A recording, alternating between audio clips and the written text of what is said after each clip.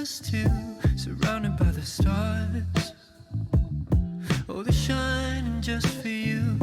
It's getting colder, baby. Let me keep you warm all night. Tell me what you wanna do, 'cause baby, I am all for you. Come and ride with me tonight.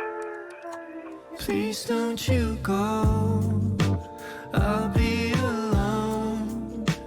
Wait until the morning, I'll hold you close. Please don't you go, I'll be alone. Wait until the morning, right until it's dawning. The way you look tonight, girl, is way too unbelievable. I know I'm the lucky one. Wonder what I've done to deserve you. Come and ride with me tonight. Please don't you go, I'll be alone. Wait until the morning, I'll hold you close. Please don't you go, I'll be alone. Wait until the morning, right until it's dawning. Please don't you go, I'll be alone. Wait until the morning, I'll hold you close. Please don't you go, I'll be alone. Wait until the morning, right until it's dawning. You see here, kid, you gotta just go for it. Don't think about what comes after or what came before.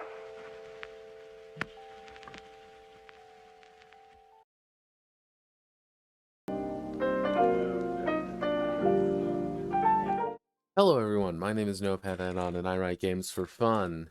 And today we're going to be kind of working on the prelims for a few games.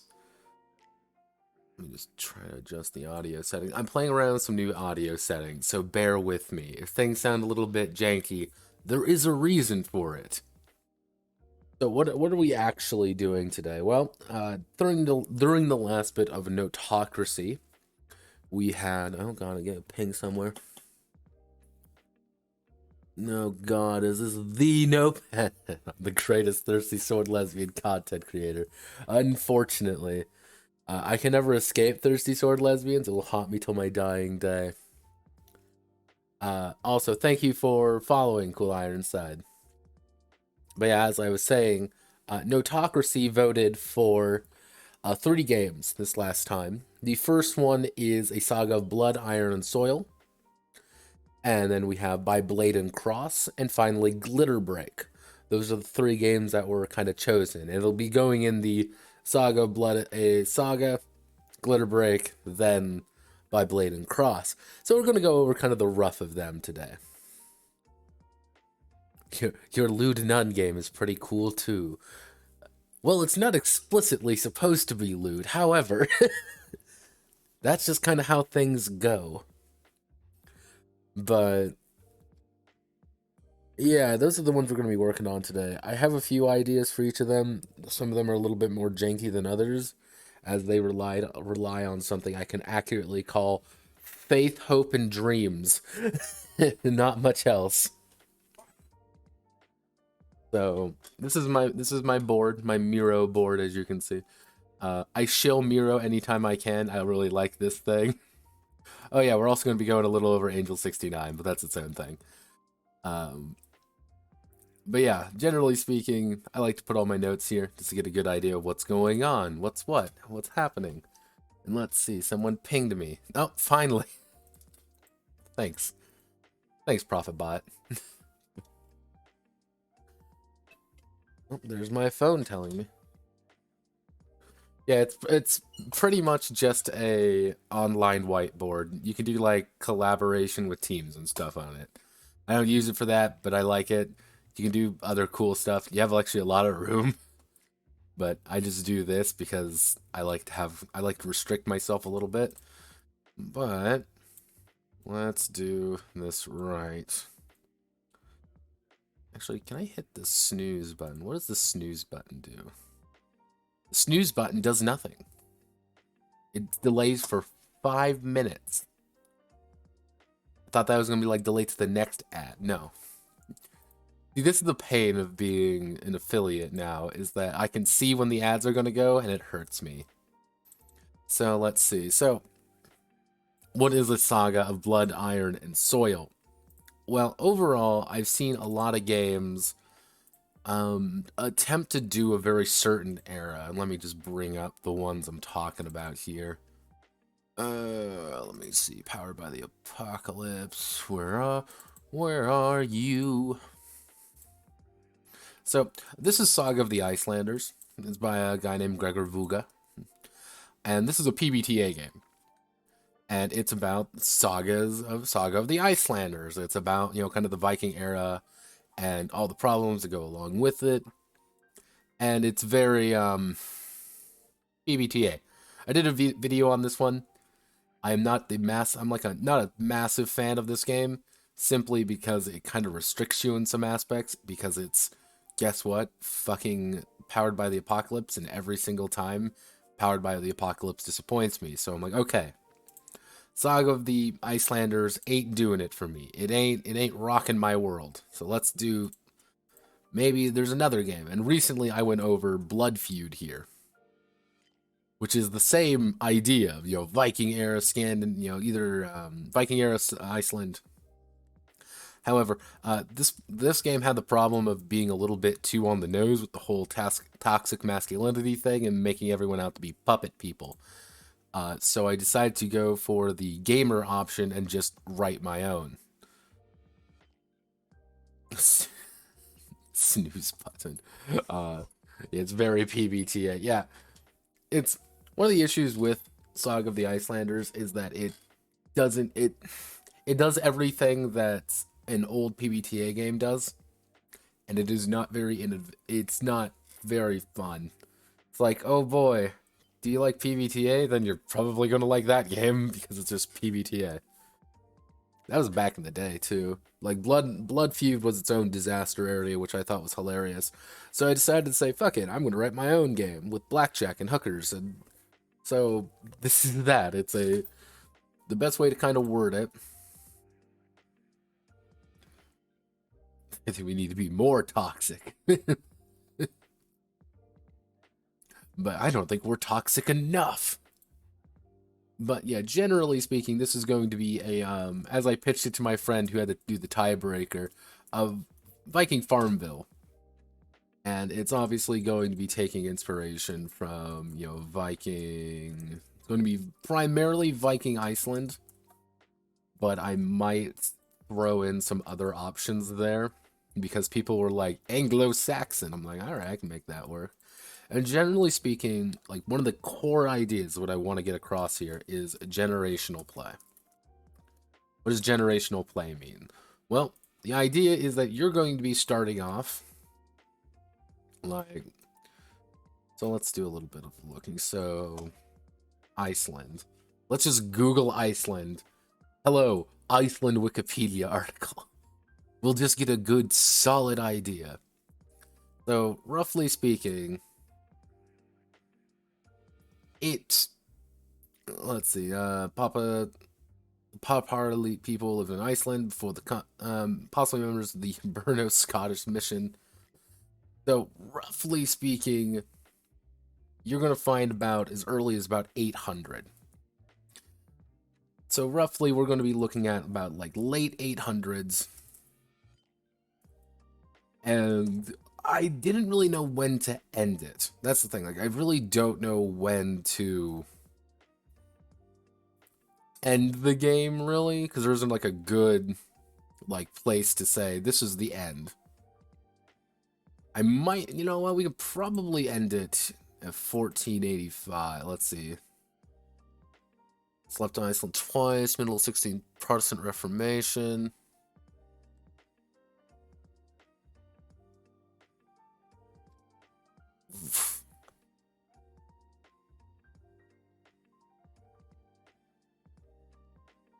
We can probably do 1415.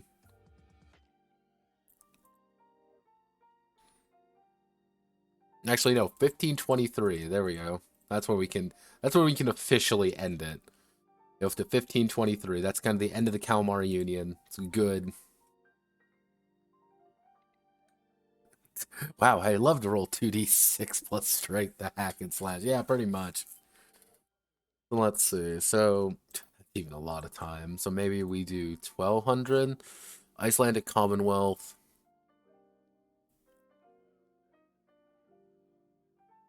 Age Stirling led to the signing of the Old Covenant in 1262. There we go. So roughly speaking, this is the era. We have about 400 years to cover if we really want to. So roughly speaking, that's the core idea. You're going to be guiding your family from about the late 800s all the way to 1262. That's going to be kind of the big thing, because it's going to say signing of the Old Covenant. What's the Old Covenant? This thing. Union of Iceland and Norway. That's the entire idea.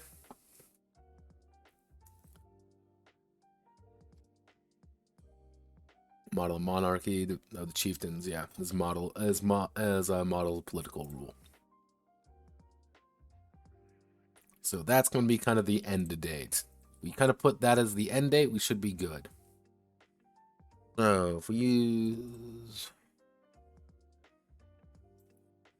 And what we need to do is the concept of the... We can use the idea of the... Like, I have this idea of, like, an honor economy. Now, instead of being necessarily, like, the strict, like, here is the economy, it's more of your family clout. You can almost call this the clout economy. And this is going to lead you to be able to claim more land, which is going to be able to claim land, and in turn going to lead to conflict.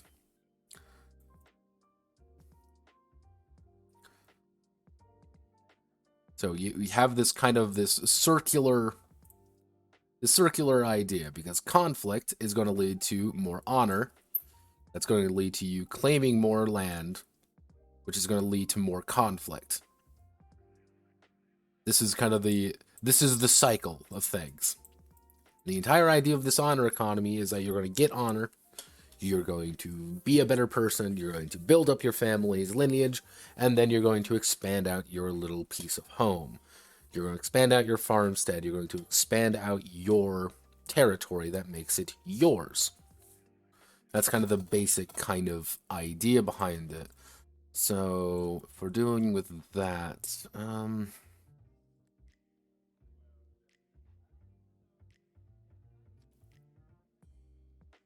family many immigrant settlers, Scandinavians, and their thralls. So roughly speaking,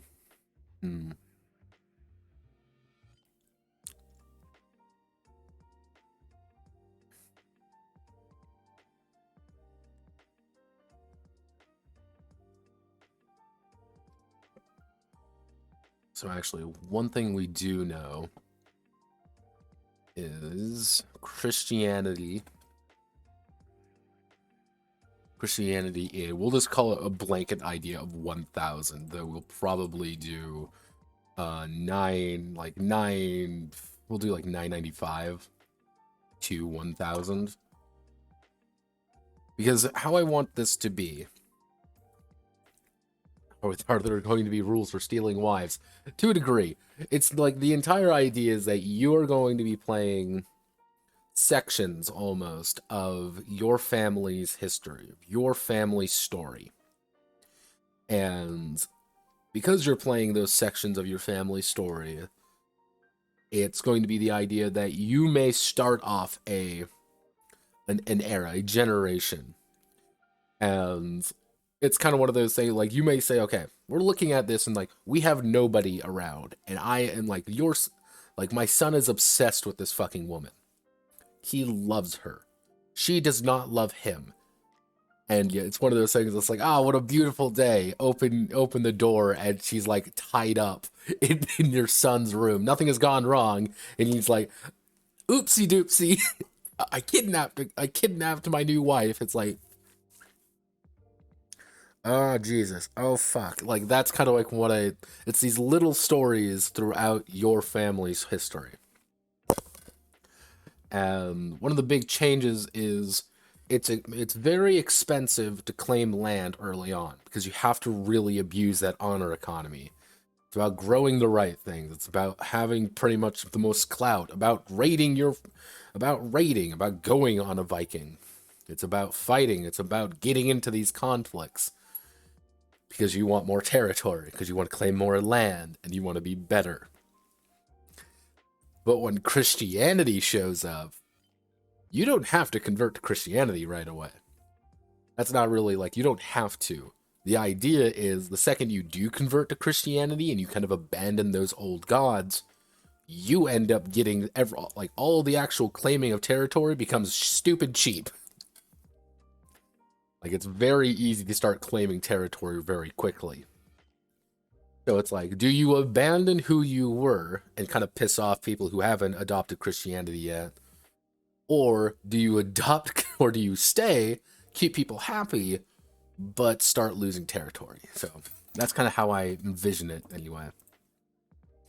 So if we do this, because the idea of what I want this to be is, you know, set on a map, obviously. Not necessarily like, here's an entire map of Iceland, fuck you.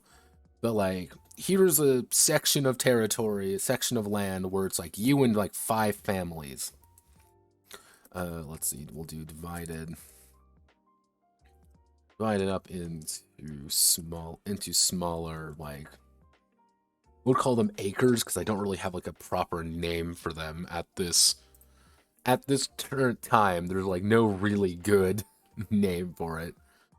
Yeah, so available land, valuable resources, walrus ivory, Viking incursions to the British Isles.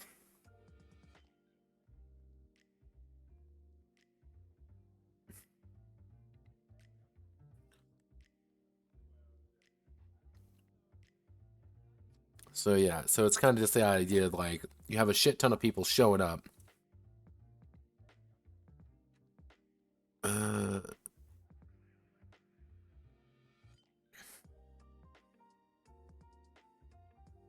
Norway, he and his foster brother went on stayed over winter and was now. This is going to be fun actually naming everything, because what I have to do is pronounce this. What is? Oh, scheisse. See, I'm ready. It's going to be a fun. So this word is Fjorder.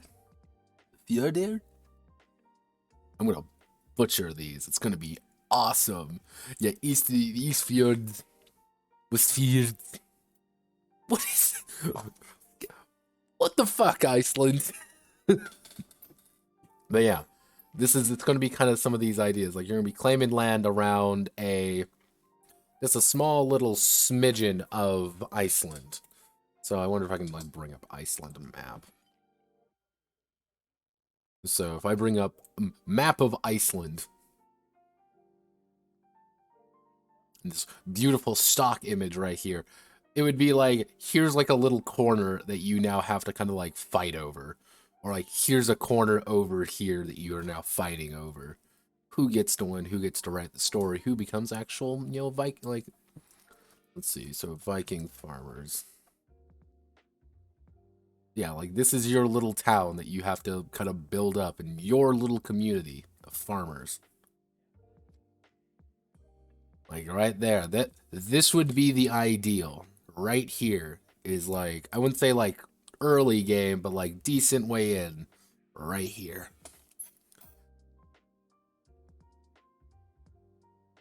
Because how I would see it, now this is wishful thinking at this point.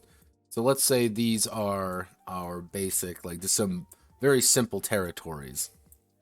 So my house, like my actual initial claim would be like right here. Let's actually, that's a terrible. I should make it red. I should do let's say my initial claim is like right here. And I can spend a little bit of honor and claim this adjacent area as my own. Like all of this belongs to me. But oh no, my rival lives here and he's claiming all of this as his. But oh no, we both discovered that there's like gold here or something. I don't fucking know. Now we both kind of want this. That's where conflict arises.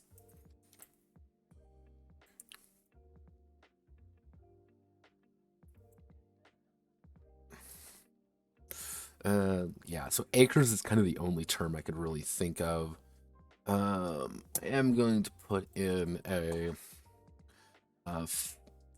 fanciful creatures start to disappear around 900.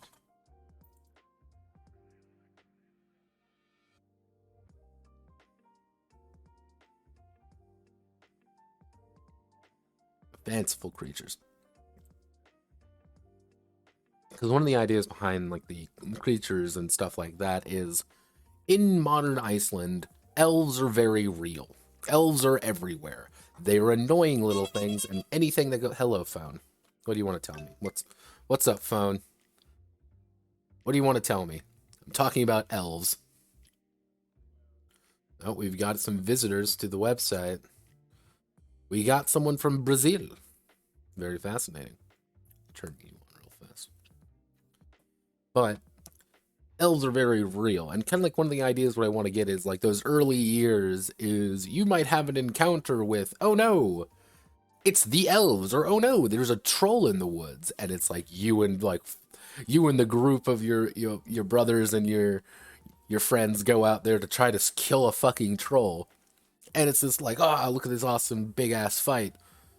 A century or two later, that it is a troll that you fought, but if you think back on it, like, was it really a troll or was it just a big fucking dude? A big scary dude who wants to steal your shit.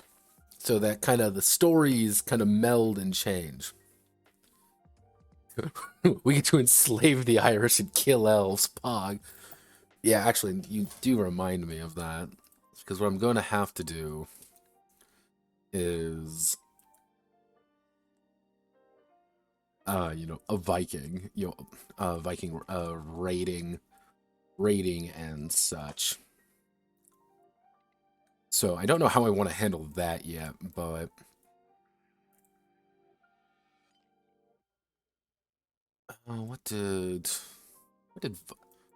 what did Icelandic farmers in the 800s grow?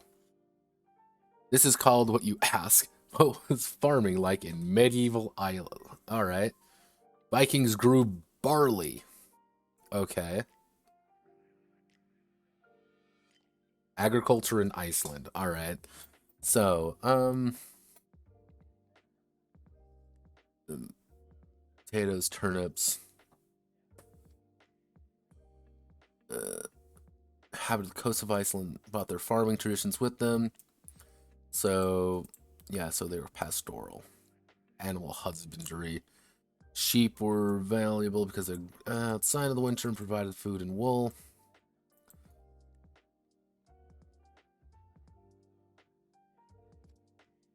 So things like grain, whaling, fishing, all right.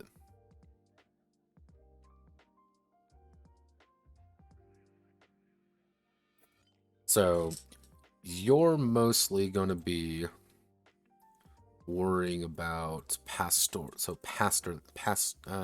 land plus animals, light farming. So light farming, like strictly farming elements, but it's kind of like we are the only people currently growing barley in this area. We are the only people currently with sheep in the area, and everybody wants to buy our sheep because we have it.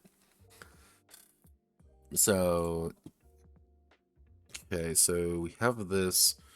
We have the honor economy, which is really wants you to get into fights, and like core mechanic. I've actually been debating about like just strict mechanics. And one thing I kept going back to is kind of my own big moment. A big There's like 6 people. Oh, yeah, that one's getting brought up. I'm going to bring it up now because it got brought up in my thing, and I'll talk about it later. For some reason, Steamforged Games thought it was a great idea to make their Dark Souls game 5e. I don't know why they decided to do this. It's kind of a weird call, but it also makes complete sense of why they did it. So just bear that in mind. It's dumb. That's something we all have to live with. Oh, people are... Oh, Jesus.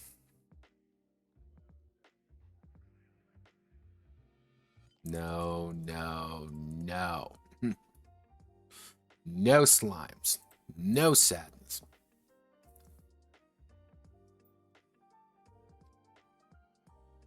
I'll still be here.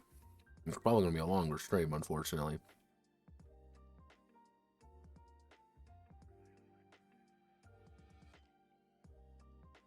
The greatest role-playing game in the world. The only role-playing game in the world, don't you mean? Come on. Get your facts straight. But yeah, for those who don't know, this is Blood, Coin, and Steel. Blood, Coin, and Steel was arguably my first game. Yes, this was the first published Notepad Anon adventure of me making the Song of Ice and Fire role-playing game 2nd edition. Yeah, that's it, really. I am going to be using probably this as a... I've been meaning to come back to this game for a while now. Just because it's an interesting game, and I would want to do more with it, but I haven't really been able to because it's an awkward big nightmare game. So what I'm thinking about doing,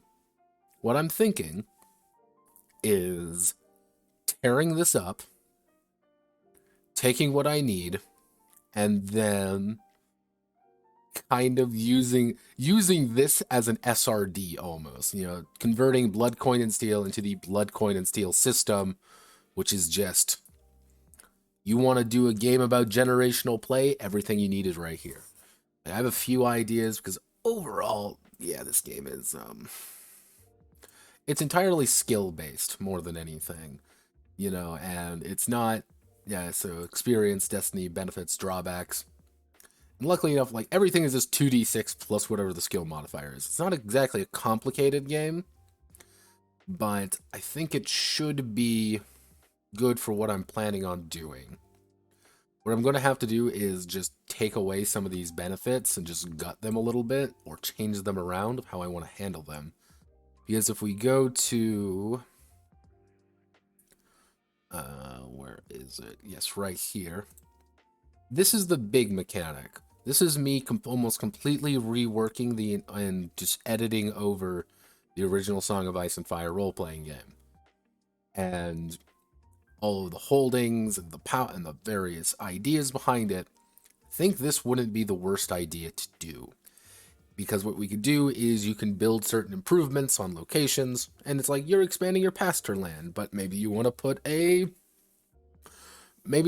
dock on this area, so you kind of have this impromptu dock of being able to sell your shit easier rather than having to ship it through. You're going directly through. Or hey, maybe you want to attract bands of people who want to actually fight for you. Shit like that. I think that would be pretty good. It'll also give a little bit more room for people who want to expand out into less, this is my farm, and you try to kind of make a city more than anything. Like, this is my town that people are kind of flocking to work my land. I've claimed all this land. People are coming to me to form these cities, to form this town that we're going to now. I'm effectively a chieftain. I've kind of risen through the ranks. And that could be interesting because I have 2 methods of doing this. Like, let me see, where is it? So, Like, the hell are you? No, I don't want Twitter. Nobody wants Twitter.com. Twitter.com is an atrocious place, and there's nothing good that ever comes of it. Like, how do I want to word this? Actually, put this up here. So, like, BCS Lite, effectively, is how I'm thinking about doing it. I may change things, I may edit things, because I've learned a lot since Blood, Coin, and Steel. I've learned a lot. So maybe doing that would be nice. This is also a great game that allows me just to rework and just publish it as well, because all the art's going to be fucking free. It's going to be great. I love it. Let's see. So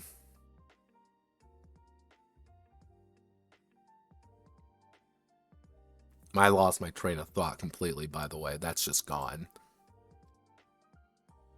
Someone posted... Twitter literally devoured my train of thought. It was horrendous when it occurred. So, yeah, we just got seasonal events. So, the family...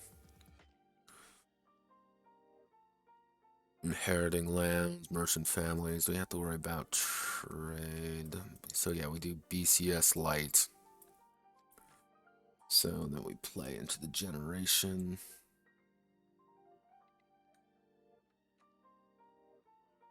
So yeah, I like to believe that I have like this like very good memory of. Now I don't.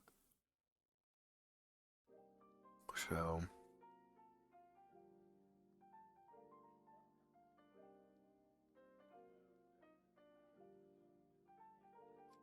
there we go. Yeah, here we are.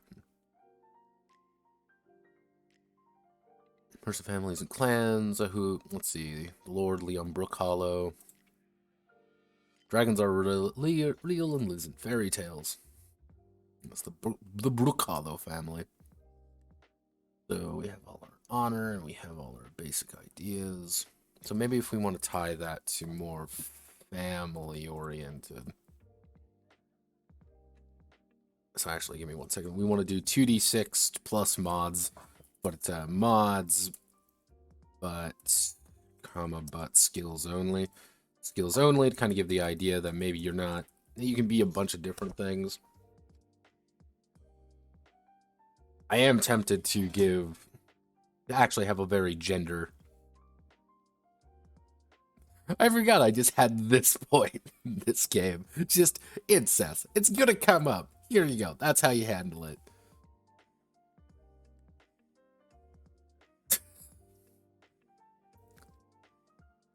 Let's see, the future of the family.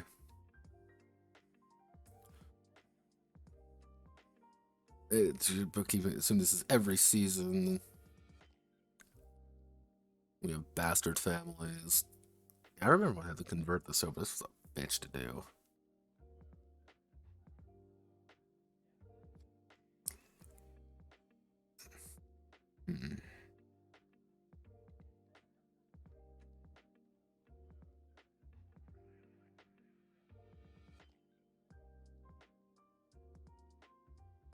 Bananas and grapes have been like, that's Iceland. Why are you so weird?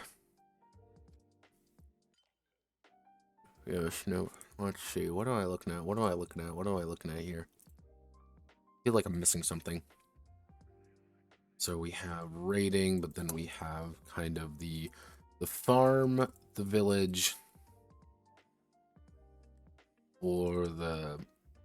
How do I want to word this?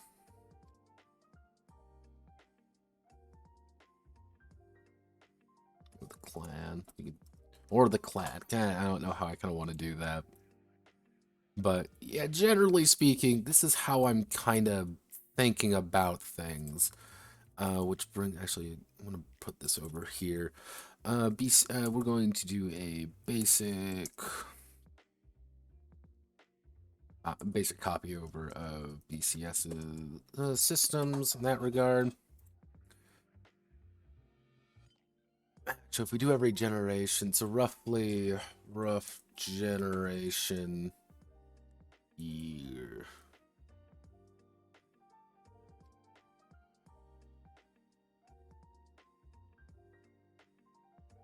So roughly generations are about 5, we'll say 10 years.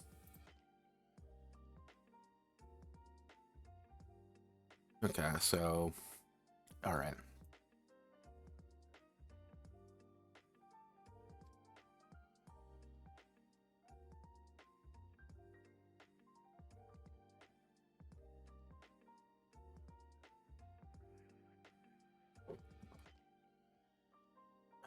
Reminds me we need to put down, and then we can put down more like formal locations. And this is going to be like god buildings. That's what actually no, that's what I was trying to say. Methods of play. Where do I want to do that? We're going to put you, I'm going to put you right here, and we're going to literally just say methods of play, which is going to be solo family, is going to be multiple families, and independence. So kind of the idea of solo family is everyone's going to play the same family, because going over history, multiple families is we're all settling down in the same area, and it's kind of that interactions with each other. Independence, the idea is more that you are kind of arriving and choosing to settle down. You're integrating into this family structure rather than being strictly a part of it already. That's you arriving in, in like 1100 as a, band of mercenaries from Norway trying to like figure something out. You have to now deal with all this horse shit going on. That's like a more traditional way of playing. But yeah, if we combine all these together, this should work pretty well. I'm feeling good.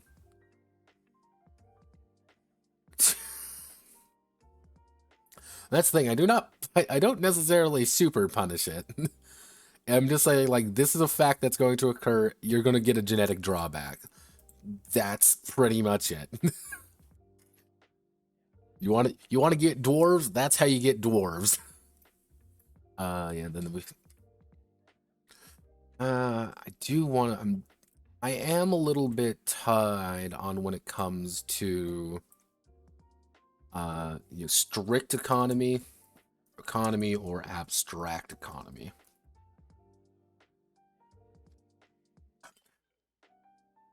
That's going to be one question. Kind of the idea that it's wool prices are X, what would be the currency of that era?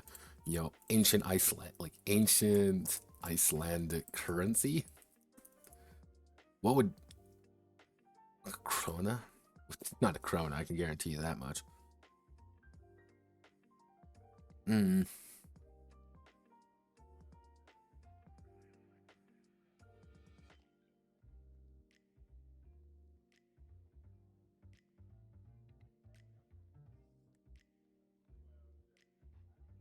Like, actually, 800s Norwegian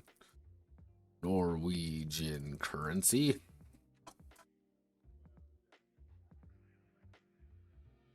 I want to know what the oldest ancient we'll do medieval era Scandinavian currency. There we go. Viking currency. What did the Vikings use? Tell me. I don't. No, I'm gonna continue without disabling. Sorry, medievalists.net. Do we have a strict number? No, I don't think we do. I think there were coins, but not really.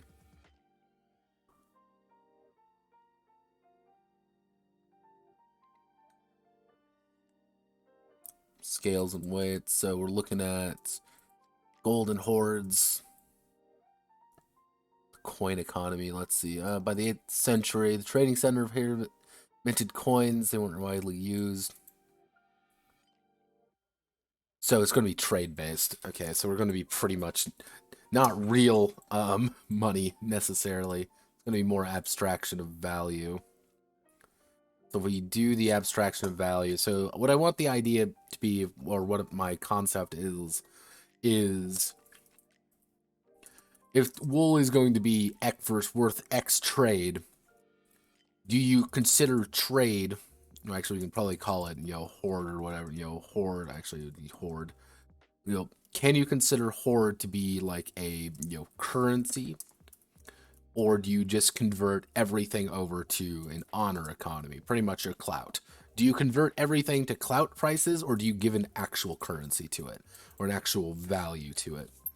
That's a little bit messy. That could go both ways, and that's something I'm gonna have to think about this weekend, because both are incredibly valid. Because if we introduce the horde economy, suddenly you can have situations where it's people are rich. People are rich but dishonorable. So they can't claim as much land legally, but they sure as hell are the only ones who can exploit the land. But if you don't have the horde and everything is just honor-based, it's simple. Being like, the more you produce, the more you're going to be able to claim to expand your location, to expand your farm, to do this. Both have ups and downs. I'll have to inquire, because we're dealing with something very macro. That's one of the ideas. This is a very macro idea that isn't necessarily like, yes, this is 2 seconds to fix and it'll be easy. Like,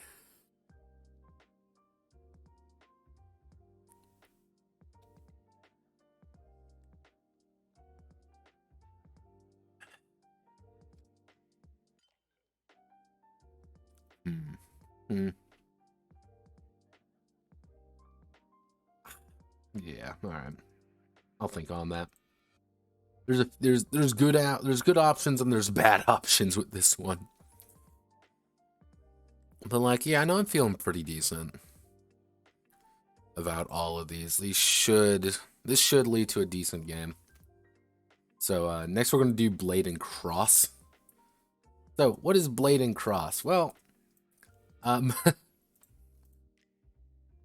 I need to tell a story real fast. I need to tell the story of a certain game that I don't like very much because I think it's silly. It's a silly game. It's a silly, very popular game that everybody plays, and it's this weird indie darling. It's Lumen, written by Spencer Campbell, who is rapidly approaching Antichrist levels tier of being a problem child that I really, really do not like. But overall, Spencer made a game called Light. Now, Light is Destiny.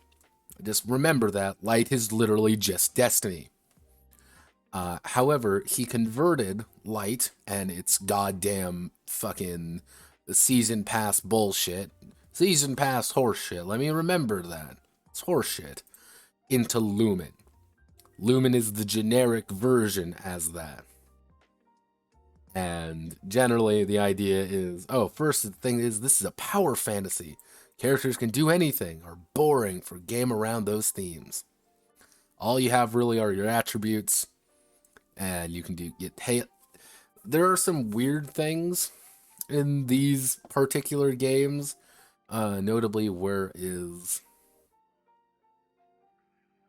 there's one where you can literally have like pickups. Like pickups are like a very like a part of the game, which is weird to me. Like how are they called? Orbs. Pickup. Drop. Yes, drops. So yeah, achievements also involve generating drops, are taken from video games. When enemies die, they conveniently leave behind little blobs of health, ammo, and energy.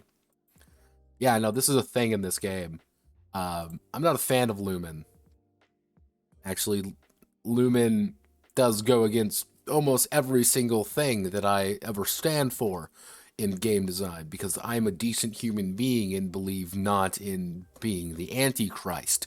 However, by Blade and Cross is going to be a We're going to call it a Lumen game. However, it's going to be more accurately a Notepad Lumen game. Which is to say, I'm going to take Lumen and I'm going to use it and hacksaw the thing open with no survivors. It's going to be messy. It's going to be bloody. It's not going to have legs or arms or internal organs by the time I'm done with it, but it's going to be mine because I'm evil and I hate you, Spencer. Remember that. But yes, it's going to be using kind of a modified version of that. It's going to be obviously a dice pool system. It's going to be a dice pool system.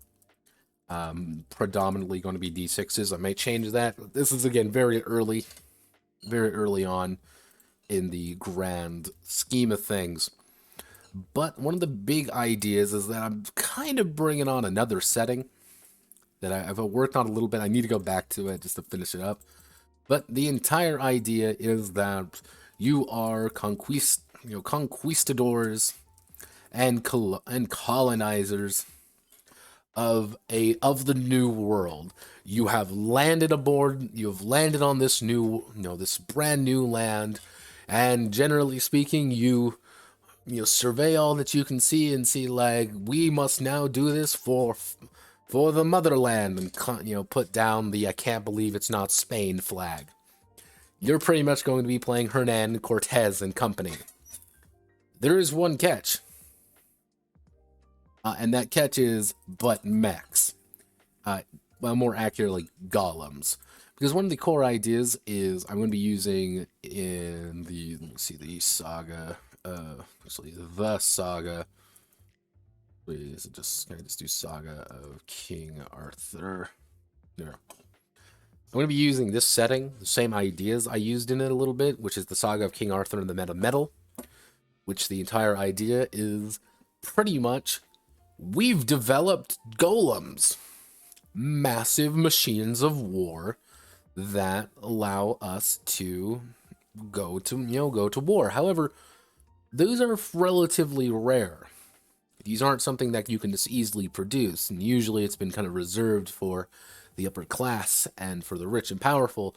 But picture you are some like random barbarian. Are you building a MAHOU shoujo? Yes, I am actually, Draco. I will be building a MAHOU shoujo after we get done with this game. Generally speaking, the idea is I want you all to imagine this. You are a barbarian peasant and like, oh no, there are invaders and they are speaking vaguely Latin at us. And you round the corner, you're like, haha, we can outmatch them. We outmatch them 4-1. We're a barbarian horde. And then they show up in giant fucking golem mechs that look like, giant, like, let's see, like, the best way to word it, the best way to kind of give you an idea of it, picture of this was walking around with a person inside of it, and it was posing on you. And it was designed to fuck your day up. That is what the golems are. They are these kind of built to the culture and kind of done. Kind of the Latins were literally carved theirs out. In the saga of King Arthur, the Cimran, they built theirs pretty much part by part. That allowed you to build your mech part by part.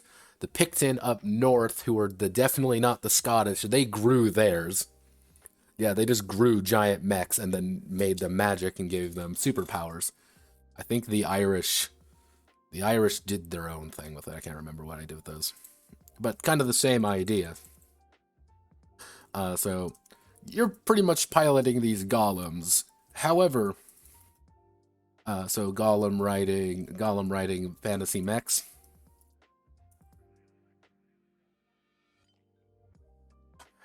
There's one problem about being these conquistadors on a new island that you've never seen, on a new land, a new sparkling land of magic, is that you are very much on hostile territory.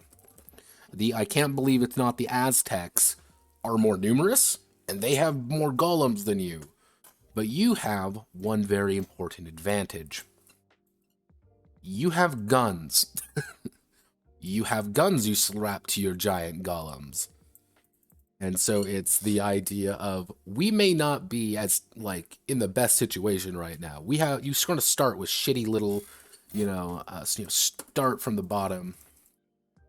You're going to start from the bottom with these shitty little mechs. However, you're going to rapidly develop. The idea is to secure resources and, parts effectively. That's the best way I can. You're going to secure more resources. You're going to secure more parts to get better golems. You're going to gradually upgrade. You're going to get bigger. You're going to get stronger, so you can start taking on these more impressive and scary. And well, that's one of the ideas. Like, I want them to feel very scary. This overwhelming threat of the I can't believe it's not the Aztecs,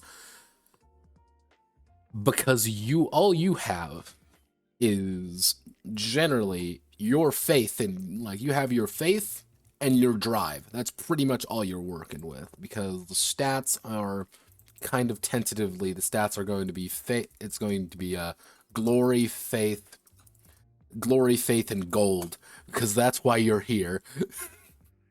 You're going to spread the good book, you're going to win a lot of glory, and you're going to get fucking rich.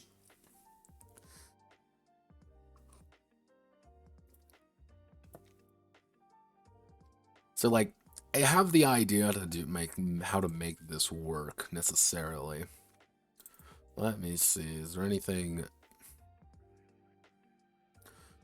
But like, it's hard because this is like, Lumen isn't actually much. There isn't actually much to Lumen, and it is the very annoying thing, because this is the system right here. It's one of these systems. Obviously, I don't want that, because I actually enjoy playing games and don't just want to masturbate.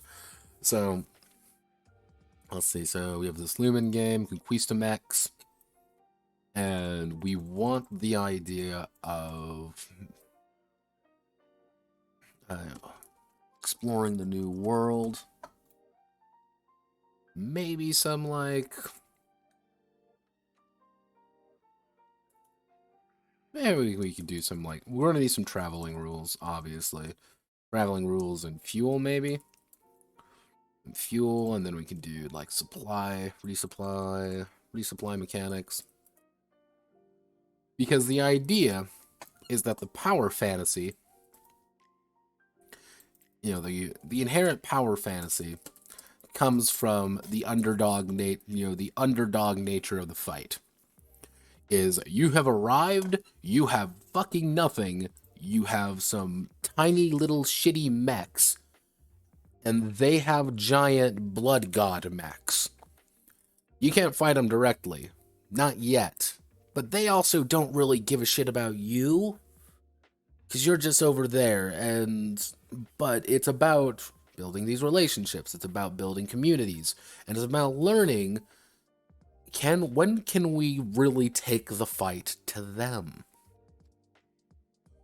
We know that we can ally with all of these different people, kind of like what Cortez actually did, was we fundamentally know, hello Solid Crazy, that we can ally with all of these disparate little groups. Why don't we take the fight to the I can't believe it's not the Aztecs? Because if we do that, you can kind of get a little bit more interesting things, and you can always, like, the map's always going to feel different. And, like, the idea would be, the general feeling that you need to kind of get across. Like, my big thing would be, exploring the unknown. Exploring the unknown. Understanding the threat. And then dealing with the threat. Is that you are, colonial assholes. That's the entire point. That's fine.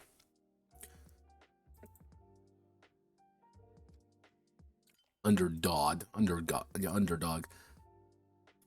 However, you're always being kind of driven by that forward momentum of, well, there's something new over there, or how do we actually stop these guys from sacrificing people?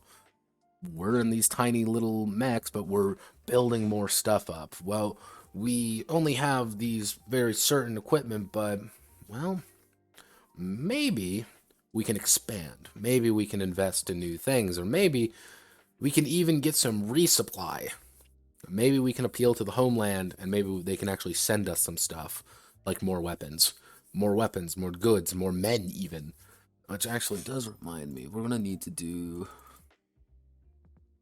like an expedition system with the players be, you know, actually, what is Hernan Cortez's like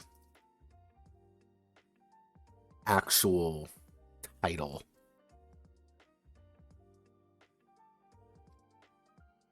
His others, he also used native women as an interpreter. She later bore his first son.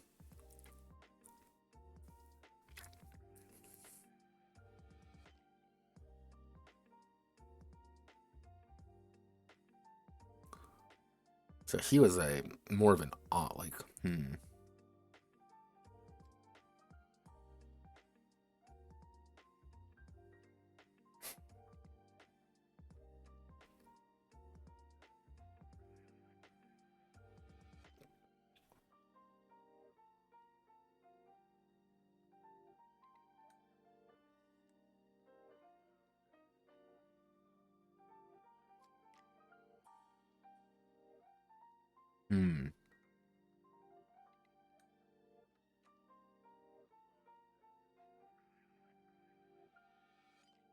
Let me think, like, what would his, like, formal title?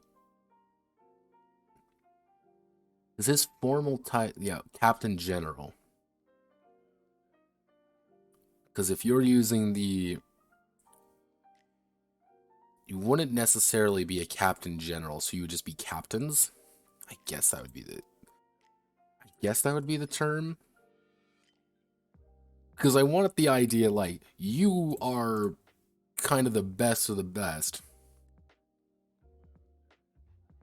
I'm juggling a little bit today. Command and Conquer base building mechanics to a degree, like, not necessarily, because one of the core ideas is that I want you to get across that you were an expedition. You were pretty much landed on this location, you know, for God and country, to sit down and claim it. Conquer it in the name of the crown, not name of the faith. And you're not really going to be building much things. It's not like, let's sit down and do this. It's going to be a lot more like, we have, like, base camp. Like, this is our kind of, like, our basic camp. But we know Village A and Village B and Village C, they're all friendly with us because we help them out. Because we defeated, but Village D and Village E over there despise us. Simply because we are foreign invaders and we helped A, B, and C out. So it's a lot more about, like, not necessarily, like, strictly, like, let's build up a base or whatever. No, it's more about, like, let's just get resources to our home base and gradually kind of start moving it forward. And it's like, okay, well, we're going to relocate our home base to this village over here. Okay, we've set up our shop, and then we're going to move our home base here. And you may say, well, they've let us in. We're going to set up home base in the main city of our enemy almost, because they've let us in. And they're okay with us, we're okay with them, and we're sitting there looking at each other thinking, what can we do? What's the plan here? And everyone's like, okay. And that's going to be kind of like one of the ideas that if you lose your home base, if you lose your home camp, you're stranded effectively until you kind of can signal to people like you're not dead. Which I want to get across is like this. You are on foreign territory. That's going to be the hard part about this game, I think, is that you are on foreign territory with maybe only 500 fighting men. You might only have 500 fighting men and 3 to 4 mechs against an army. How do you fight an army? You don't. You don't fight an army. What you do, however, is understand that you have a vast technological superiority over them. And you try to play them off each other. It's not your 500 men versus 1,000. It's your 500 men, 500, 500 assistants over there, and 250, auxiliaries over here, versus a 1,000-man army, and you have such a technological superiority over them. But every casualty should feel scary. Every casualty that you lose, and it's like, well, shit, like, we've lost a lot of people. And even, like, getting your golem really messed up. That should feel... I should put this, actually, here. And that should kind of be the final evolution of the... actually being able to request... formal golems. So it's like, yes, I've been fighting in this golem for a while now, but now we actually have legitimate parts, and we have actually, like, legitimate materials. Cold War guerrilla tactics, yes. Not necessarily, like, that kind of guerrilla, but it's very... We're on foreign territory. We cannot speak these guys' language unless maybe we can find a translator. So yeah, I'm feeling pretty good. It's going to be a butchered Lumen game because I fucking hate Lumen, and I want to prove to it, like, it's more of a let's see how we can chop up Lumen in the most possibly offensive kind of game ever. But we're going to be playing under a power fantasy of being an underdog, so that's pretty standard there. I'm feeling pretty good. Like, I kind of get this one, kind of know how to do. I'll have to think on it a little bit more. I will have time, luckily, to kind of think about it a bit more, but I'm feeling good. So our final game that we're kind of going over officially today, from 0 to nothing, is Glitter Break, actually. What is Glitter Break? What is Glitter Break?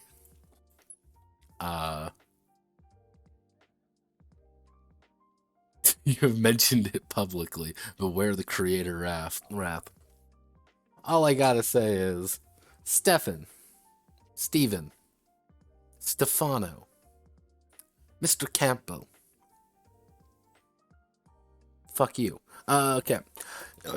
If you put out a season pass for a game and unironically do that, fuck off. Like, seriously, just. But Glitter Break is a MAHOU SHOUUUJO RPG about being magical girls, but it's not actually an RPG. This is going to actually be a skirmish game. So this is going to be a skirmish game first.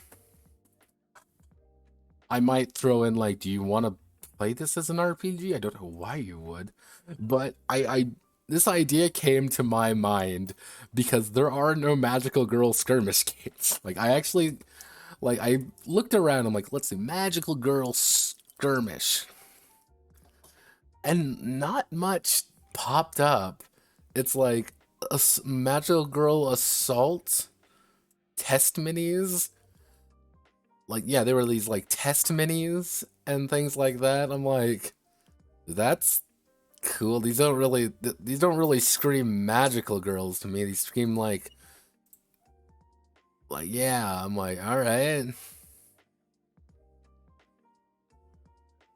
So the entire idea is going to pretty much be I'm gonna say it's gonna be a strict MAHOU shoujo, which is I'm not gonna try to make this Madoka.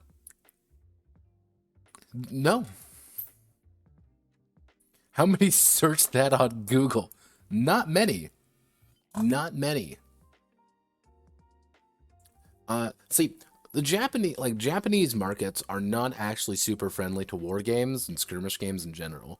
The only one that is ever actively done is Warhammer 40,000, in which is almost entirely the entire meta in Japan is dominated by Imperial Guard. Dominated by it.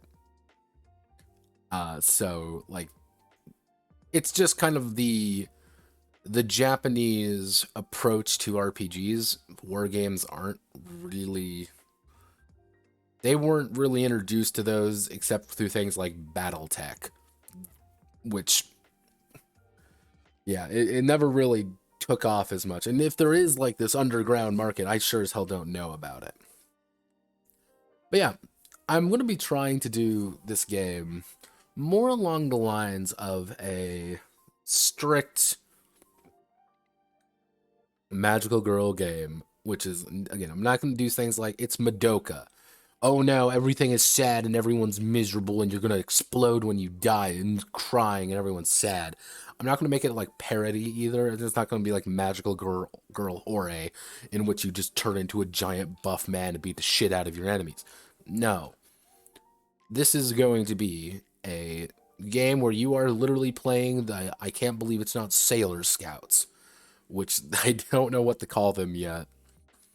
But you're going to be playing a group of, yeah, going to be honest to God, a magical girl game, which you are going to build your magical girls, and they're going to do magical girl things against the forces of evil. I don't think we're going to hit, we're not going to hit Nanaha. I can tell you that much. But I don't think any game can successfully hit that. But, roughly speaking, it's going to be I'm going to call it the Glitter Squads. It's Glitter Squads versus the forces of evil. And generally, kind of looking at this, so the Glitter Squads are focused and small, while the forces of evil have an elite and swarms. That's going to be kind of the difference between these. Because again, since this is a skirmish game, you have to approach things from a different angle. Clear Scott sounds like it would be a good faction. But yeah, no, you are going to be teenage girls trying to fight the forces of evil. And you're going to be designing your own set of magical girls. That's kind of a very important aspect of this, which is, a lot of character, a little bit of, how do I want to do this, unit customization. I want it to feel kind of important, because you're going to have, like, your basic magical girls, are going to have some basic ideas of just basic skirmish stuff, and they're going to be I want to be able to let you design them everywhere. You're going to be able to just make everything about them. They're just going to have this massive, list of, traits, attributes, etc. While the best way to kind of word them is the putties. The putties are a core list, pretty much. Your basic swarm of fucking losers that most forces of evil squads are going to do are going to be this. Like, this is going to be the kind of the idea. Just, you have these swarms of shitty putties, and that's how you're going to win. That's how you're going to fight. Well, the magical girls themselves are a little bit more customized. So, because the thing is, I don't actually do skirmish games really at all. Like, skirmish games aren't necessarily the thing that I tend to focus a lot on.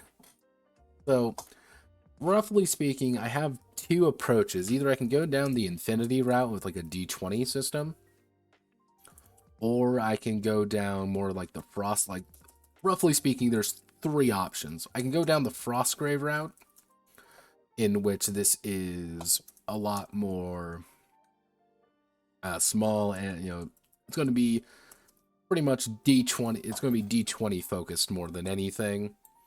We can do a D6 route, which everything is D6 based, or we can pray.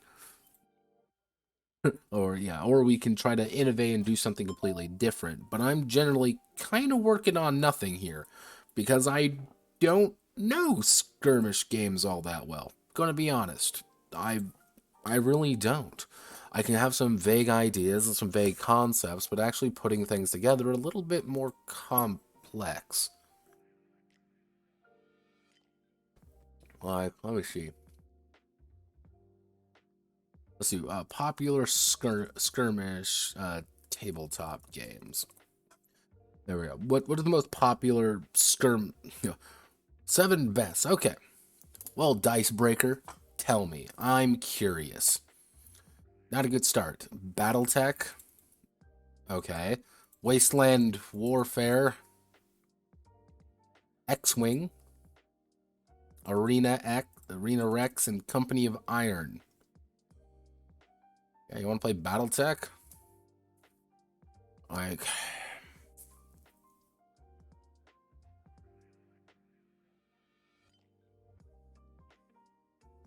But I also take everything Dicebreaker says with a fucking...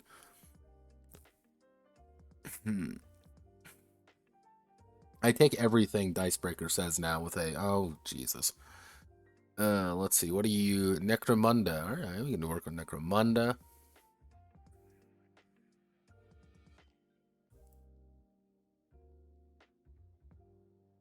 It's a Warcry. Kill Team. Underworlds. Now, I want you to notice, all 3 of the initial 4 ones are from Games Workshop. This is the 7 best. 4 of them currently are from Games Workshop alone. Just as a note there. We have Frostgrave, then we have the Marvel Crisis Protocol, and then X-Wing. Then we have X-Wing. So yeah, you kind of understand. Yeah, like things like Necromunda, I might try to like base it a little bit more off of that. We can actually, I'll put that as a note here, like Necromunda.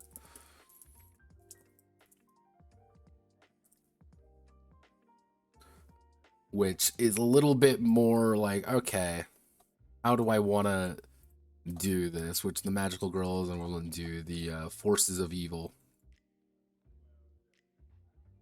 We're going to do the Foe Elites. Get it? Because they're the foes. But generally speaking, some of the things I want is like big fancy I want big fancy magic. I want things such as silly, a little bit over, like, I don't want to word this. I want shit to feel like this is a magical girl fight. I want people to like flip into action and then like hit someone over the head with a giant stick or something. Like it's just a little bit more dramatic, a little bit more pizzazz, and I want that to feel like a big part of it. I want magic to feel important. I want it to feel scary. But it's going to be normally, what I should say is, I'm going to put this right over here. Foe is for objectives. And GS is for preventing objectives.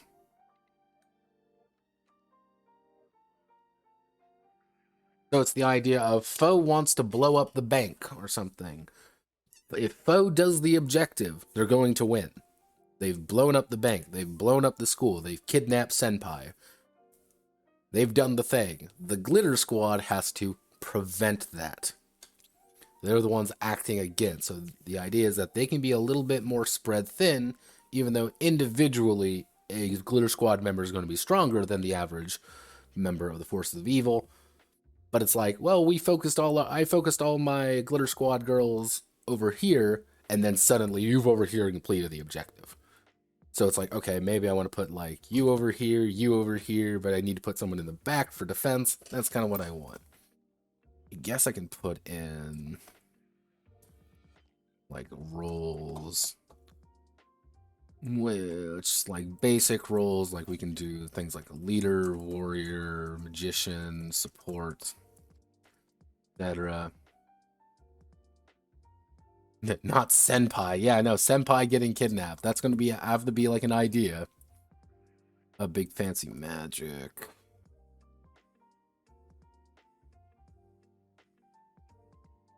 Maybe like a magic point system? Magic points.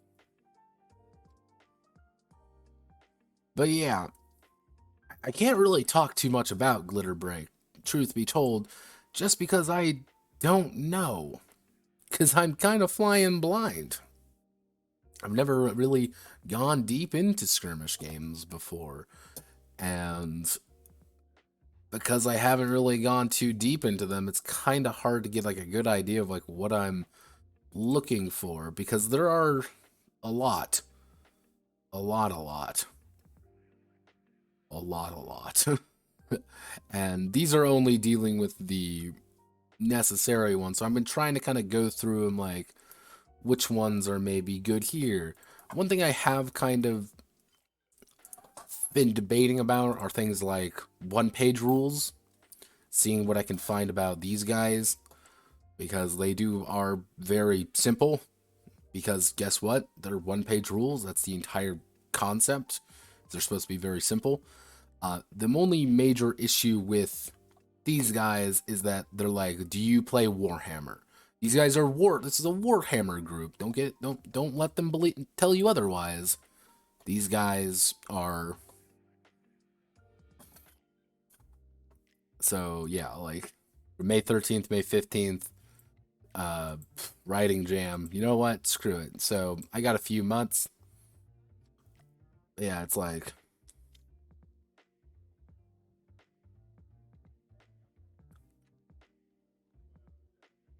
believing these are anything other than what they are is a little bit more confusing.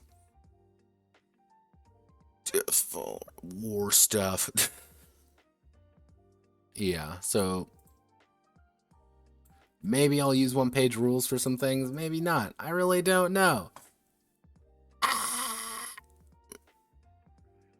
The class of TF2 are skirmish units. Yeah, pretty much. Each of the classes are pretty much their own dedicated, for a good skirmish game, that could actually be a good idea. I know there was someone wanting to do a TF2 game in one of the threads. I haven't seen him in a while, though. But yeah, that's kind of the idea with Glitter Break. Like, Glitter Break can, like, best be described as, if I bring out my correct notes, the,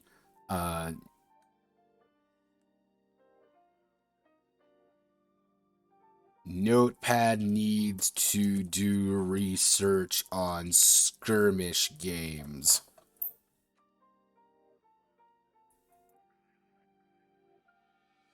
That's a terrible looking font. Yeah, like this is pretty much the core concept more than anything. It's just like I need to do research on these particular things to make it work the way I want it to, because I have everything up here. I can see it play out. I deploy my glitter squad, you deploy your forces of evil, and we're looking around and we kind of share initiative. It's the putties kind of move as squads, while, your elites have to move one by one. So it's like you have a shit ton of units. I have very few, but one of my units can take out an entire squad, and that's okay. That's fine. You just need to learn how to overwhelm them more than anything. It's not necessarily, or just hold them, distract them. It's about not necessarily fighting, it's about completing an objective. We need to find Senpai. We need to blow up the school. We need to do all these. I can see it in my head how it plays out. However, I can see how it works. How it works is very different.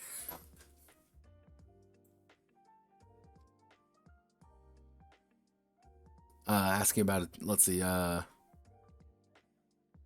a TF2 game ever produce anything, or was he last time I saw him, he was working on the last thread. This was at the start of the month. He was more concerned about printing off his game.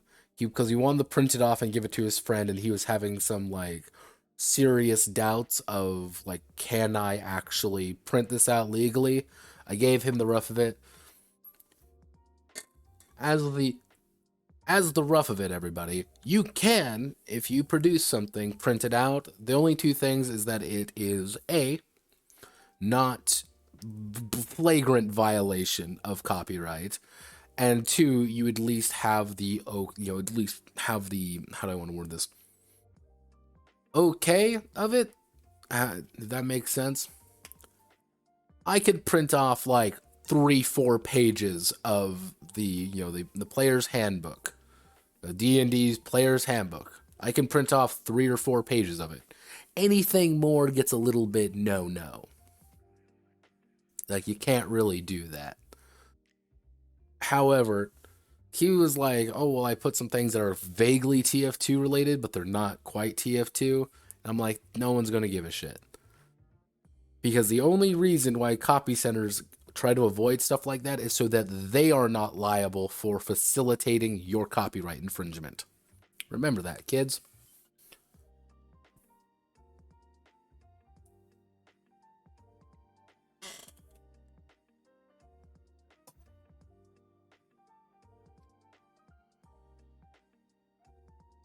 Alright.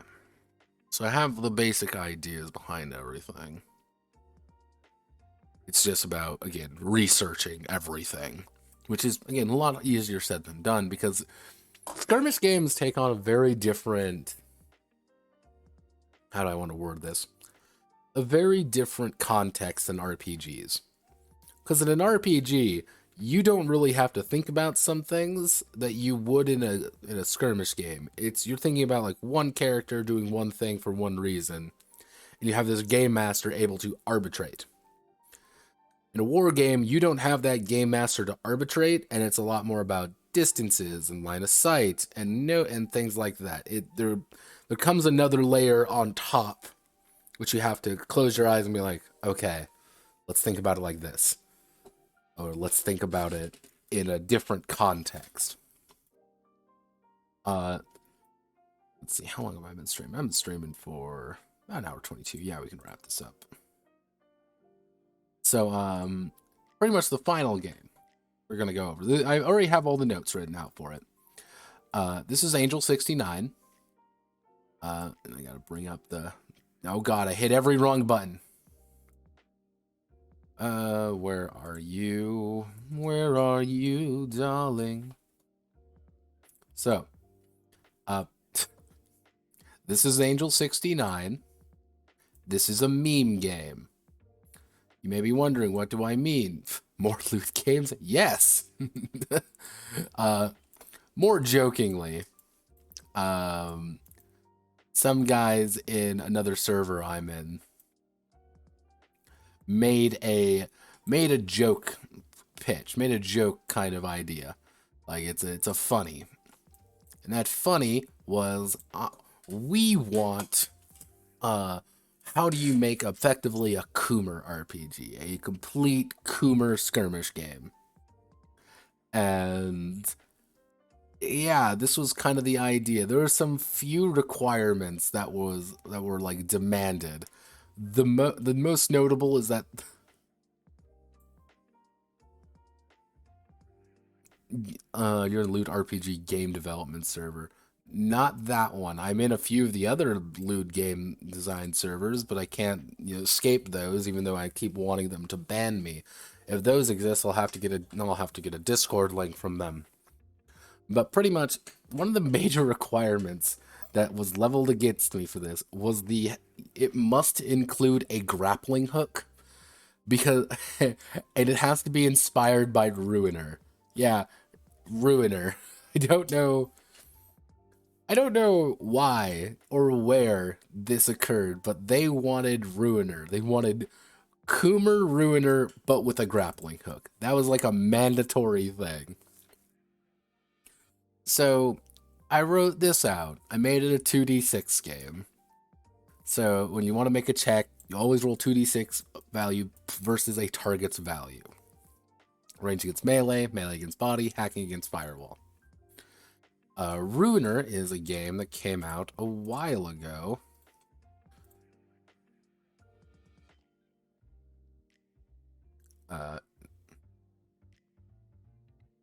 This is Ruiner. It's very cyberpunk. I initially thought, like, I played Ruiner. I enjoyed it quite a bit. All my muscle instinct went in there thinking it was going to be Hotline Miami. It's not. It's its own kind of thing. Is it perfect? Absolutely not. There are some issues.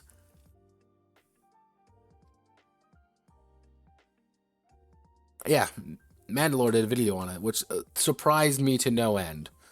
To no end that he did a video on it. But yeah, it is. They wanted a game like this, so kind of fast, kind of aggressive, and Coomer. That was like the one requirement Iroh gave me. He said he wanted a goddamn Coomer game. So I was thinking like, all right, we can make this work. So Angel 69 was born. Characters are mostly broken down into, like, I would say this would be the best way to think about it. Is let me just bring this up correctly.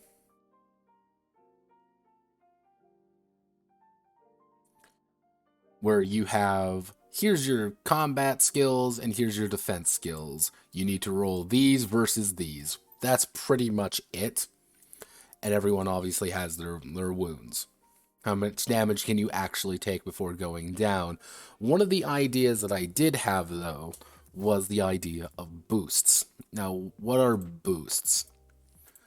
The idea is, say in front of you, you have a few tokens. We'll call these boost tokens. How many did I... personal boost. So you have, I believe, 3. Yeah, so I believe 3. So the concept is that you can burn a boost. You can use one of your boosts to do something to any of the characters currently on the field. Any of the characters that you currently control, you're allowed to do something with. So, for example, you want to take a second action with a character, move 2 inches in any direction. I might bump that up. You'll gain a +3 to any check, deal extra wound, bypass any movement check. But if you're getting attacked, you can move 2 inches to try to dodge it, reduce enemies' attack check, counter strike in a melee combat. The idea is that these boosts are your way to actually prevent, a way to keep people alive and be able to do things, including your main unit's ruiners, or angels, depending on how I want to word them. The concept is that you're kind of using this resource pool, this very limited resource pool, and going back and forth of like, when do I choose to like go really aggressive? When do I choose to pull back? When do I use these things? And it's like, all right. One of the things that I was a little bit hesitant on, and I was wondering, like, how do I actually do this? Like, is the idea that it's very lethal. That was one of the first things I needed to do, is that the game is incredibly lethal. One volley can bring you down. One volley is probably going to absolutely wreck a standard character, a standard, goon minion thing. However, the idea is that you can burn a boost permanently. You just remove the boost entirely, and they're going to get back up. It's, Neuralink boost can be permanently moved to save shock a target from the down condition. You go down, I can save you. However, if you're disconnected, you can't use it. That's where the firewall comes in. You can use your hackers to pretty much disconnect you from disconnect your units so they can't boost and they're more susceptible to actual damage. Memory missile mirage, bountiful bosom bazookas. Yeah, the Coomer aspect came in the fact that in lore, there are about only of the Ruiner augmentation or the Angel augmentation. Again, it's kind of in that weird flux state. Only women are able to actually accept it readily. 90% of the people who actually get them are women. The 10% men who do are usually weirdos and very off. So pretty much it's the most powerful people who have their own personal pool of boosts, who are insanely way stronger than the average bear and can take a punch and deal a punch just as fast, are usually going to be buxom women. Is there any reason for this?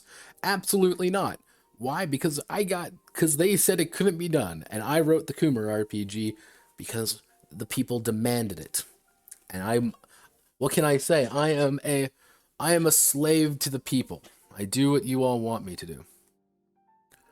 Are all 10% of the men? No, actually. One of the example ruiners I had was one of the example ruiners was pretty much just Van. Because I want the ruiners to be kind of like, these are your commanders and they're going to shape how your forces kind of act. If they're, primary ruiners or secondary, they're primary or they're secondary leaders, they're going to give you benefits. Because you're going to have a very small list of actual units per side, because it's going to be kind of a corporate and a gang side. And it would be kind of like the idea that you're going to be able to recruit Van and Van the slave master, and every one of his guys are going to be able to get things where he can forcefully use his own boost to assist them. Or he can immediately put them into the down condition to restore all of his boost, to allow him to do 4 fucking actions one turn and absolutely decimate people, as long as he's killing his own guys. So that was kind of like one of the ideas. The other one I had was, I don't even have names for them, but there was Cop Girl. Cop Girl has a big fucking gun, and she pretty much turns all of her guys into SWAT team members, who are insanely armored and incredibly tough to kill, and she just makes them live. There is sexy samurai girl with a katana, whose entire thing is that she closes the distance and chops your fucking face off. There is corporate lady with 2 machine guns, well, submachine guns anyway, because I thought that looked cool. And fun fact, kids, women in suits. I'm a man of taste here. Thank you very much. Let's see. Then there was the, what did I end up calling her? I can see her name right now. It was Ishtar and Gilgamesh, that was it. Which the entire idea of kind of a split ruiner. Which the idea of, she has all the augmentations, but she can kind of share it with her gigantic, android monster that she orders around while she's just a super hacker. Those were kind of like the sample ideas for it. I do actually have, I wonder if I can find her. Let me go to my let me see. No, I need to go to tabletop games. Where are you? Maria, Maria, my love. Let's see the newest. Where are you? What the fuck? Not exactly what I was expecting, but yeah, no, that's there, and we all have to live with that now. Maria de Jesus. What if I could just Google her, maybe?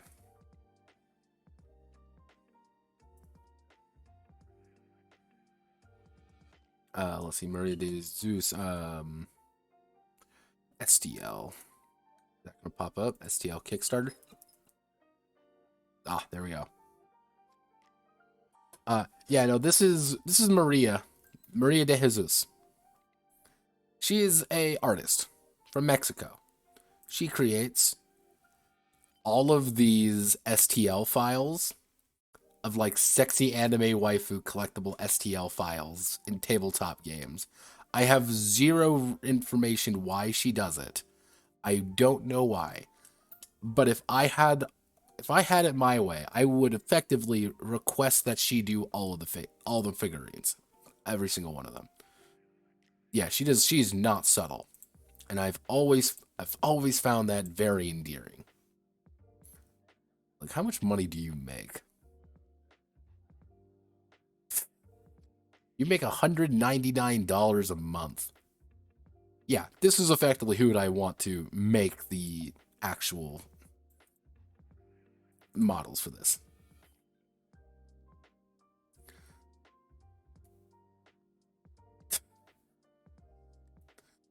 Yeah, welcome to, yeah, no, money. Yeah, cum dollars. That's effectively what Angel 69 would be. If I were to like actually like produce this game and try to sell it, that's exactly what it would be. It would just be like, here are some rules on top of these Coomer ass models. Yeah, that's, I even have a note like, just hire the Coomer modeler.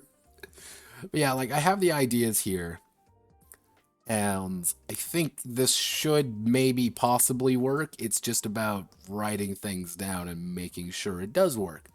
So yeah, that's Angel 69. Maybe girls frontline bullshit. Yeah, effectively it's going to be girls frontline by way, go by way of Ghost in the Coom. Yeah, so as you can see, these are kind of the games we're going to be working on today. I'll be working on gradually. This is going to be number 1, A Saga of Blood, Iron, and Soil. That's why I kind of had to like write it out a little bit more deeply. Glitter Break is actually going to be the second one. By Blade and Cross is going to be number 3. And I am going to be kind of working on Angel 69 over the weekends. That's probably going to be, Saturdays are for the boys. Weekend project is going to be Angel 69. Because, again, Saturdays are for the boys. You weird Coomer monsters. You fucking weirdos. But, yeah. So, for those who are in my server, and for those interested, if you have any skirmish games that you love, feel free to throw them at me. Just put them in submissions. I will read all of them. Because I'm just looking at... I am... petals in the wind right now. I'm kind of looking for anything that works. That really gives me the idea of what we're working with. So, yeah. Also, I should note this because I think it's kind of an interesting little note for people. I'm literally just gonna put this way over here. Will this ever actually get made? Probably not. What I'm going to call this is going to be midnight anima. There we go. So, effectively, people wonder, how do you make a Dark Souls game? Dark Souls or Souls-like. The first thing to note is that you don't make it in 5e. Because, like, one of the big things about all of these games is the idea of, it's people like, oh, it's about exploration, the story, the adventure. Oh my, it's about all of these things. No, it's not about any of those things. It's not. It never was about any of these. What it's about, more than anything, is it's about in general, a lot of these Dark Souls games is about the gameplay. It's about the gameplay loop. Because the big thing is, and the thing that some people, I don't think they either don't register it or don't understand it, is this feeds into this. The gameplay you actually do, the actual game,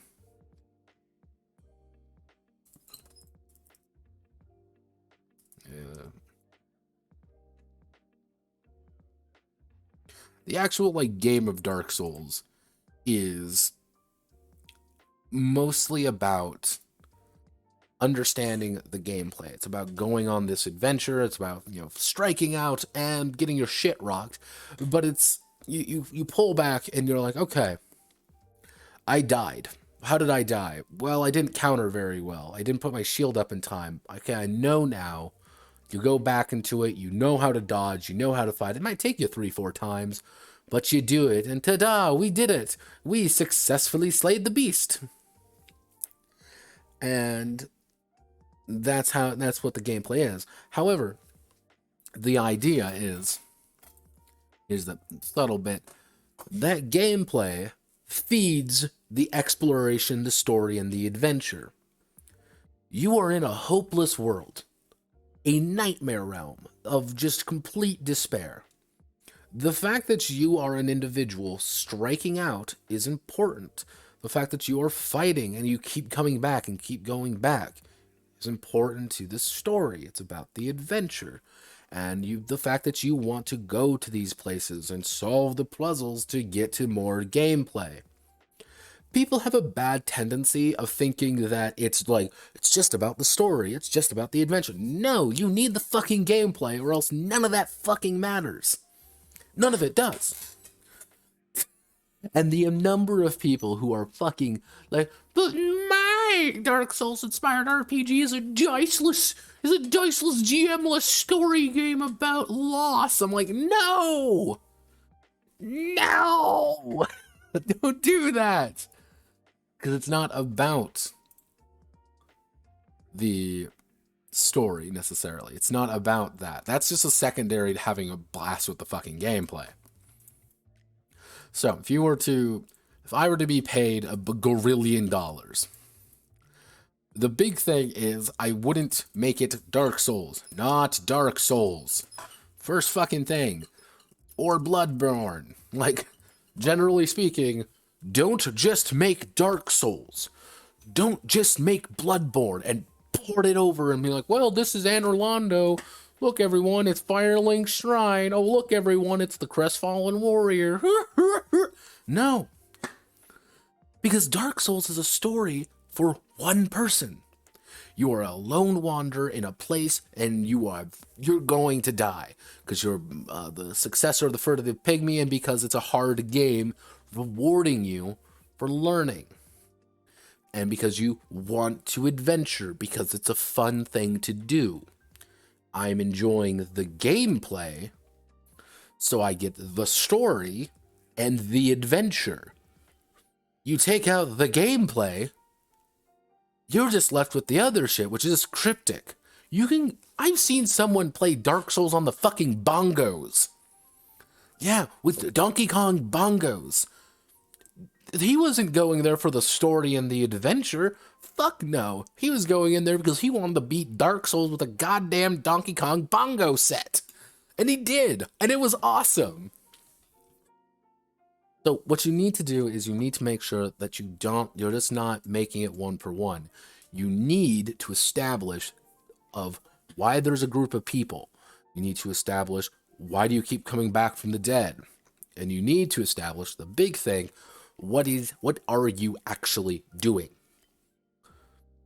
Because in Dark Souls, you want to beat the game. To beat the game, complete the objectives. To complete the objectives, do the other objectives. Astounding.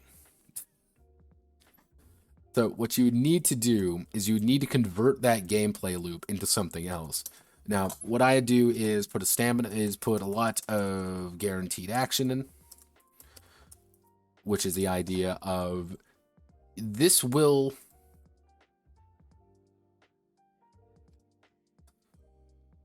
I'm going to keep misspelling this because I'm a fucking goblin and I'm tired. Good action. Let's call it there. Good action.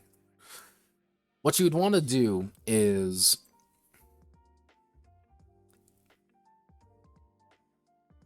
there is one... It's, what is it? It's, I can see it. Not Phoenix Command, but, something Phoenix. Phoenix Point, I think. That's what it's called. They use that because the entire idea is that you have 7 lives, but every time you die, you can level up. Which is something you'd also have to play in. And kind of like, yeah, no, exactly. You know, is there... things like the World of Darkness game, where you would need to set it with that idea of you're constantly dying. You've been dying over and over again, and you need to reward someone for it. Which again, with that, that's why I say about that, actually I should say call it determined action. determined action or guaranteed actions, which is combat isn't about rolling to hit. No, you're going to hit the giant monster. That's not the problem. The problem is having, managing something like a stamina system, which is, burn, you use X, use X for Y. I'm going to get fucking wham bam slammerinoed and my face is going to get evaporated. I need to dodge. To dodge, I need to use my stamina. I'm going to spend 2 of my very precious few stamina to dodge out of the way. But you make a standard attack, you don't need to. But maybe I need to do a heavy attack to do a little bit more damage, so I'm going to use my stamina.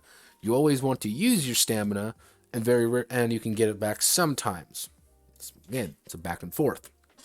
It's our resource management. Which the big idea here is what you need to do probably is have a failure state. Or you need a failure state for health, and you need to, and I'll say revel in death. So in Dark Souls, you don't necessarily have a strict failure state. There's no point in the game, really, that you will lose it. It's if you do a thing, you'll just die. Another game that does this actually pretty well is Planescape Torment. I love Planescape Torment. And the entire idea is that the Nameless One cannot die. He is impossible to actually kill. Anytime you die, you will come back to life, and you just have to, do what you needed to do again. And there's actually entire quests involved about dying to do something or to get into a place. Because, oh no, what happens when you die? Oh, I can show you. Snap your own neck and come back. Like, it sucks. But there are parts in that game where you can fail. If you sit on the, super necromancer throne, you get permanently stuck there as effectively the king of the undead, as an undying, individual. I think you can get trapped in your own nightmare. There are a lot of things to actually fail. That's why I say a failure state is important in an RPG. In Dark Souls, the video game, who the fuck cares? You don't, because you're in there for the gameplay. You're in there to roll your way to victory and bash some heads in, because that's fun, that's the game. Story-wise, if you turn off the game and never play it again, you failed. That's the way it comes off. That's the idea. But overall, it doesn't fucking matter. But you need that failure state to make an RPG work. Now, the idea is also with the idea of reveling in death. You need to make people both not want to die and die. You want to make sure that they want to die. In Dark Souls and Bloodborne and all those things, death is an inconvenience, but it's a learning opportunity. Man, Maria broke my fucking shins, and my entire life is ruined now because Lady Maria and her stupid, super tall doll feature thing beat the shit out of me, and I'm dead now. But I learned that after she does this attack, she's going to do this, which killed me this time. Then you dodge it next time, or you see it coming and you know how to back up, or you know when to take you, or hey, you were a little bit better this time, so you only need to use 1 health flask instead of 2.